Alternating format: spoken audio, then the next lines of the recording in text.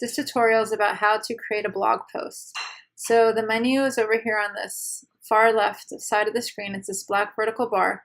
And the first menu item with this little push pin is called Posts, and that's your blog post. You're going to click on that. Once you're in, you're going to click this button here that says Add New in the upper left. You're going to give it a title.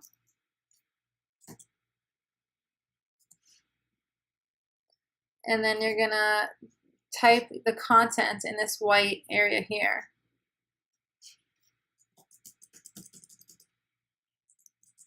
Okay. Now, if you want to add a picture within your blog post, you're going to click this Add Media button.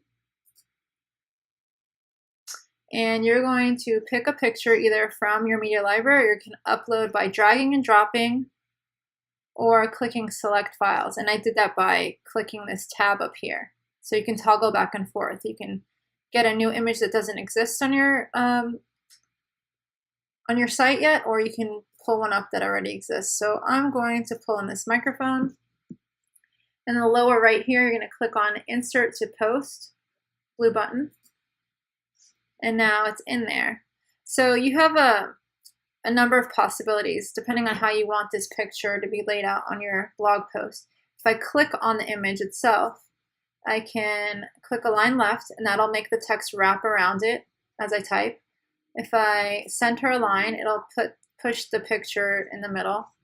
If I right align, it'll be on the right and wrap around it. And if I do no alignment, it'll just be, the text will go until it hits this picture and then continue leaving a white space underneath it, and the text will not wrap. And those are your options.